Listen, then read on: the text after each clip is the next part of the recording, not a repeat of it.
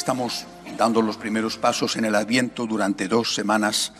El segundo y tercer domingo el Evangelio se centra en la figura de San Juan Bautista, el precursor de Jesús. Y hoy, el primero de esos domingos, nos invita a fijarnos en 2 detalles. Uno sacado del profeta Isaías, la tarea de Juan de predicar en el desierto, de preparar el camino. Y el segundo, de preparar el camino al Señor, no cualquier camino ni a cualquiera. Bueno, predicar en el desierto es siempre difícil. Aquí en España tenemos algunos desiertos, por ejemplo en Almería. Naturalmente no son los desiertos peores del mundo, pero somos un país de secano en general, excepto el norte. Somos un país donde el agua es bienvenida siempre y sabemos bien lo que significa, los agricultores sobre todo lo saben, lo que significa padecer la sequía, padecer el que cuando llega la primavera no ha habido lluvia suficiente. Es decir, trabajar en sequía es muy duro y muy ingrato. Evangelizar en sequía, evangelizar en desierto es lo mismo, muy duro y muy ingrato. Y vivimos en un contexto de desierto. Cuanto más difícil es lo que sea, y evangelizar es una de esas cosas, más motivos tienes que tener. Si te cuesta más motivos tienes que tener para hacerlo, más fuerza, más recursos tienes que tener para hacerlo, que a veces será el motivo fundamental de la necesidad. No hay otra. O cuido esta tierra seca o no tengo otra cosa. Bueno, y sabemos muy bien también que los frutos de las tierras secas son pocos, pero son muy buenos. Por eso nuestro vino es tan estupendo, porque es de tierra seca. O nuestra fruta es tan dulce, porque es de tierra seca. Menos cantidad, pero más calidad. Trabajar en el desierto cuesta mucho. Y si cuesta, insisto, tienes que tener motivos serios. Ahí es donde viene el primer problema. ¿Qué motivos tenemos nosotros para evangelizar? Cuando termina el Concilio Vaticano II, unos años después, se produce dentro de la Iglesia Católica un cisma, el único cisma oficial, porque hay un cisma no oficial muchísimo más extendido, pero el único cisma oficial que se produce en la Iglesia Católica después del concilio, el cisma de Monseñor Lefebvre. Es un tema muy interesante. La semana pasada ha habido una nueva reunión entre los seguidores de Lefebvre, lefebrianos, con el Vaticano, diálogo teológico, a ver si es posible la unidad, cosa que de momento no es posible.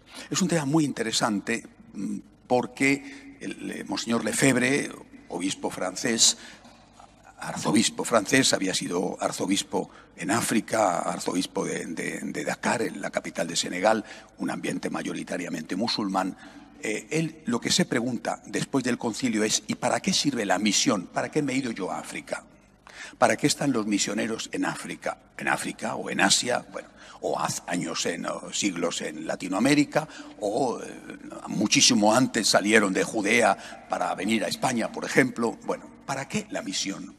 Porque el problema que se plantea, sobre todo después del decreto de libertad religiosa, es un problema que no tiene su origen en el propio concilio, sino en la interpretación, como tantas otras cosas, que se da de los textos del concilio. El problema que se plantea es si vale cualquier religión para salvarse. Este es el problema.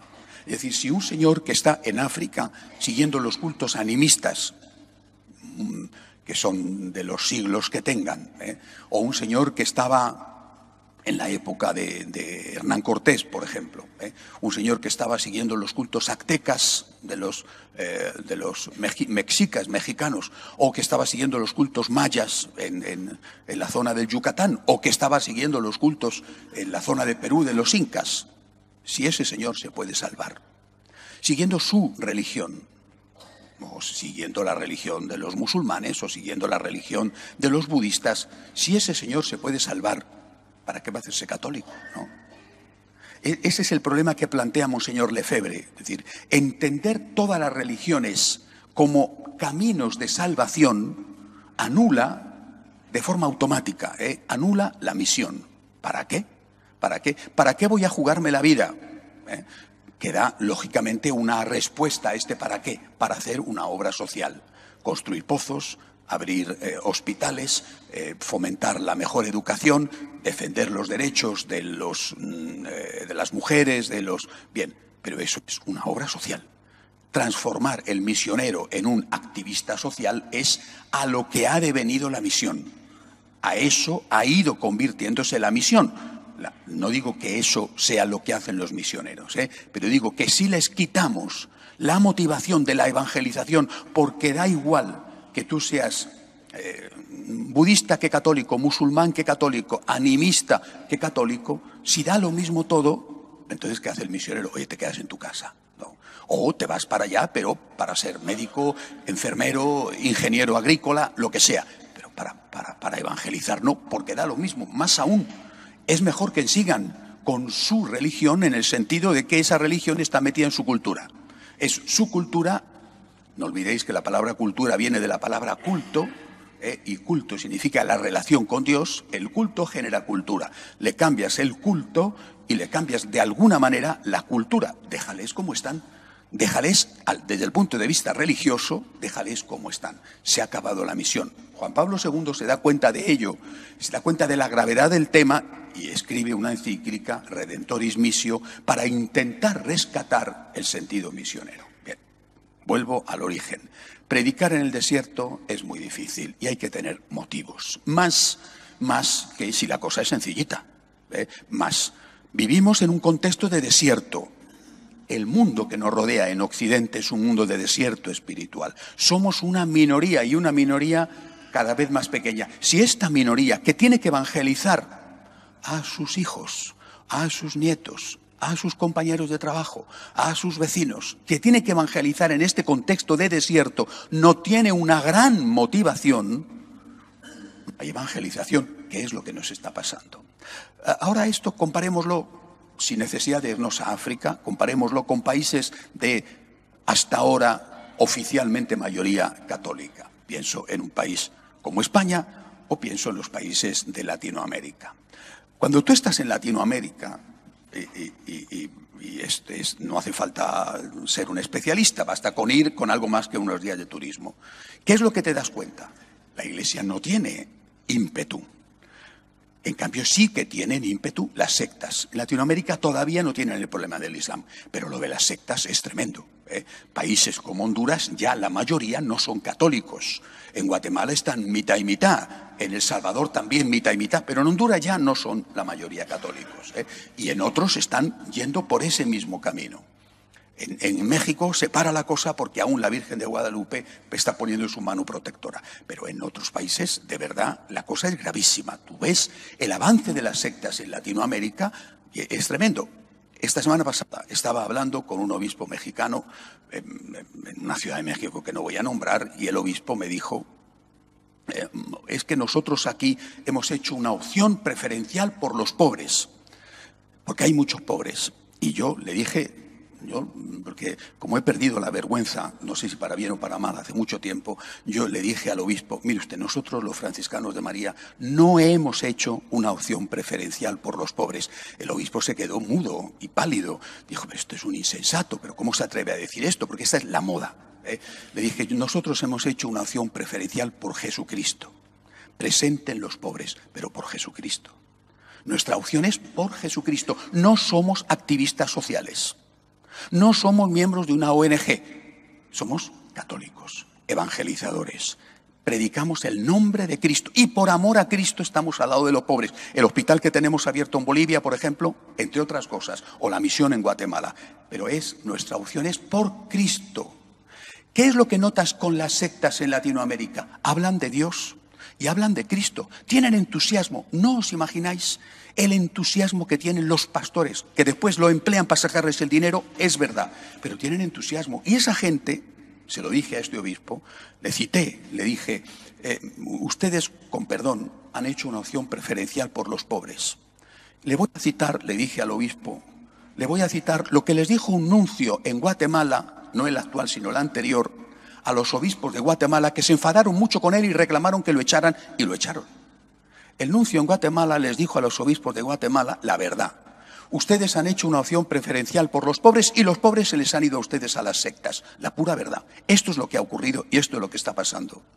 si tú haces una opción preferencial por los pobres y transformas la misión en una acción social, le dije al obispo, resulta que usted se olvida, y ustedes se olvidan de que los pobres son seres humanos, no son caballos, no son vacas, no son perros, son seres humanos. La diferencia entre un caballo y un ser humano es que necesita algo más que la comida, porque no solo de pan vive el hombre. El pobre tiene alma, y el pobre quiere ir al cielo, y el pobre comete pecados, y el pobre tiene tentaciones de infidelidad o problemas con el alcohol, que es espantoso en Latinoamérica el problema. Y esa persona necesita que le hablen de Dios y que le hablen del cielo y que le digan, esto no lo puedes hacer, tienes que obrar el bien, tienes que evitar el mal. Y no solamente que él le pongas un plato de comida delante, que entre otras cosas tampoco puedes dar tanta comida porque no tienes para tanto, y no tienes para tanto porque cada vez hay menos gente en las iglesias, por lo tanto cada vez hay menos colectas, y porque además, como no tiene motivaciones, lo que das en la colecta es una miseria, mientras que los protestantes dan el diezmo. Lo emplean para lo que lo emplean, pero ellos están hablándoles de Dios y están sacando los resultados. Ustedes han hecho una acción preferencial por los pobres y los pobres les han dejado a ustedes y se les han ido con las sectas que les hablan de Dios y no les dan dinero, pero les hablan de Dios, les cuidan el alma. Es un problema espantoso. Y si ahora ese problema lo miramos aquí, nosotros no tenemos el problema de las sectas que hay en Latinoamérica, pero tenemos el problema del Islam. Mientras que en Europa, en general hay sitios espantosos, Bélgica, Holanda, Alemania, Francia, pero también en España. Mientras que en Europa se cierran iglesias, se multiplican las mezquitas que se abren. Muchas iglesias están a la venta para restaurantes, para cines, para gimnasios, para mezquitas. ¿Qué es lo que tiene un musulmán y que ya no tiene un católico? Entusiasmo. Cuando yo era un jovencito que tenía más tiempo que ahora para leer, y que leí todo lo que caía en mis manos, gracias a Dios, muy bien asesorado, recuerdo haber leído la autobiografía de Chesterton. Y dice Chesterton, ¿por qué él se hace católico siendo anglicano? Dice, no quiero pertenecer a una religión donde se me tolere rezar el rosario. Se me tolere. Quiero pertenecer a una religión donde las cosas estén claras. Es decir, no puedo estar en una religión donde el cura, al margen de si es bueno o malo, al margen de eso, que después viene eso como consecuencia, donde el cura no tiene entusiasmo, no tiene fuego, donde si no ha perdido la fe, lo parece. A lo mejor no la ha perdido, lo sabrá en su conciencia, pero lo parece. Entonces, esa religión que es lo que tú notas de diferencia en América entre sectas y católicos, o aquí entre musulmanes y católicos, incluidos sus pastores, es que, con excepciones que gracias a Dios existen, no hay entusiasmo, no hay fuego. ¿Qué tiene el musulmán hoy, aquí? No ya en Arabia o en Marruecos, aquí, entre nosotros. Son pobres, ocupan el último escalón en la escala social. Son los que trabajan en los viveros de Ejido en Almería. Son los que cuidan de nuestros ancianos sacándolos a la calle, que los ves. Son los que limpian nuestras casas, son los jardineros o son, no lo sé, los albañiles, aunque a lo mejor los albañiles lo están ocupando más los latinos que vienen de emigrantes. Pero esa gente tiene fe, esa gente tiene entusiasmo. ¿Y nosotros? Es decir, si tenemos que predicar en el desierto, y el desierto es este mundo secularizado que nos rodea, tenemos que tener motivos, tenemos que tener sangre en las venas, tenemos que tener fe. Si no, no lo haces. ¿Quién de nosotros que está convencido de que Cristo no es igual? De que no es igual, y de que eso de que te puedes salvar siguiendo cualquier religión está bien, porque Dios es misericordioso y Dios salva y tiene misericordia, y Él sabe, es el juez y sabe lo que hay en la conciencia de cada uno, y yo no me voy a meter en si tú te has salvado o no te has salvado, porque eso lo sabe Dios. Incluso dice el suicida, mire usted, yo no sé si has salvado o no se ha salvado, porque eso lo sabe Dios. De momento voy a hacer el funeral.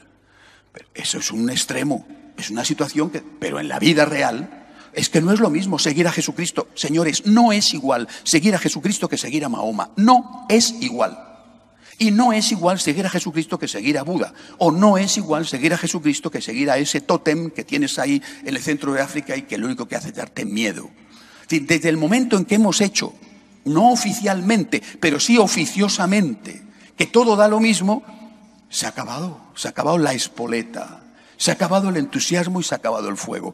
Y cuando no hay eso, cuando las dificultades además son grandes, pues entonces, lógicamente, No hay motivos para dar la cara delante de los que se burlan de ti, no hay motivos para insistir y estar pendiente de la evangelización de tus hijos como lo más importante que puedes transmitirle, y no hay motivo porque los que tienen que motivarte, es decir, los curas, han perdido ellos mismos los motivos. No voy a seguir diciendo cosas de ese estilo, que tengo muchas y muchos datos concretos. Simplemente, repito, predicar en el desierto exige un plus, y ese plus, es creer que Jesucristo es Dios y que es nuestro Salvador, y que solo Jesucristo es nuestro Salvador. Decía el cardenal Ratzinger, antes de ser nombrado Papa, cuando fue prefecto de doctrina de la fe, decía: el catolicismo tiene una osadía provocadora. La osadía provocadora del catolicismo consiste en afirmar tajantemente y sin ninguna duda que tiene la plenitud de la verdad, delante de las otras iglesias y delante de las otras religiones. Los otros tendrán su parte de verdad, no cabe duda. No solo las otras iglesias, sino también las otras religiones. Aquello que dice el Nuevo Testamento, los semina verbi, las semillas del verbo. No cabe duda de que hay cosas buenas en todas las religiones, pero también anda que no hay cosas malas. Por ejemplo, el trato a la mujer en el Islam. Anda que no hay cosas malas. O la justificación de la violencia, por parte por lo menos de los que interpretan literalmente el Corán. Bueno, nosotros no tenemos eso. Nosotros tenemos la plenitud de la verdad y tenemos que tener, repito, la osadía de decirlo, proclamarlo y, por supuesto, primero de creerlo. Cristo no es igual que otras personas o que otros líderes o que otros caminos para llegar a la salvación en la tierra y en el cielo. Yo creo en esto, y si hemos dejado de creer en esto, entonces pasamos a lo segundo, porque el Evangelio dice: predica en el desierto, pero ¿qué dice? Prepara el camino al Señor. Es decir, estamos predicando a Cristo, único Salvador del mundo. Yo quiero ser católico y vivir como un católico. ¿Pecador? Soy, por desgracia. Bien, esa será la segunda parte. Pero primero es la fe. Creo en Cristo, Salvador del mundo, y creo y predico a Jesucristo, Salvador del mundo. Y si no hago esto, porque he dejado de creer que Cristo es el único Salvador, no un Salvador, uno más, ni siquiera el mejor de todos, sino el único Salvador del mundo, entonces me dedico a hacer obras sociales. Ya no predico a Cristo, sino que lo que hago es una ONG. Una ONG que es más o menos eficaz, más o menos honesta. Creo que nuestras obras de caridad son eficaces y son honestas, comparado con otros baremos y con otros escándalos que surgen, son honestas y eficaces. El trabajo que hacen los misioneros, insisto, en África, en Latinoamérica, o que hacen, por ejemplo, en Asia, es excepcional, es para quitarse el sombrero, su generosidad, su dedicación, su honestidad. Oiga, pero esto no es una ONG, esto es una iglesia. Es decir, yo estoy para ayudar a la gente necesitada, pero primero estoy para evangelizar. Porque lo más importante que yo puedo hacer no es dar un pedazo de pan. Lo más importante que puedo hacer es predicar el nombre de Cristo, muerto y resucitado por amor al hombre. Existe el cielo y este es el mayor tesoro que nos ha dejado el Señor. Existe el cielo, existe la vida eterna. Si esto lo olvido, entonces hago otra cosa. Bueno, muy bien, pues hago una ONG. Pero para una ONG no viene la gente a la iglesia, que es lo que está pasando. Por eso, escuchamos, predicad en el desierto. Predicad en el desierto y preparar el camino al Señor. Predicar en el desierto consiste en que tenemos que decir a todos: Cristo es nuestro Salvador. Y solo Cristo es nuestro Salvador. Y ser católico no es igual que ser protestante o que ser budista o que ser musulmán. No es igual. Aquí nos encontramos con la plenitud de la verdad. Y por tanto, llevar esto a los demás es lo más útil que podemos hacer por los demás aquí en la tierra y, por supuesto, por los demás, pensando que un día todos tendremos que ser juzgados y tendremos que pasar el examen para ver si vamos o no vamos al cielo. Cualquier cosa fuera de esto, lo digo claramente, es el final. Y es el final por consunción. Esto, ya lo he dicho otras veces, esto se está terminando. ¿Qué quedará? Lo poco que quede, que quedará, desde luego, lo poco que quede será precisamente aquellos que creen que Cristo es el Salvador y que merece la pena cualquier cosa para vivir con Cristo y para transmitir a Cristo. Que Dios nos ayude a predicar en el desierto. Que así sea.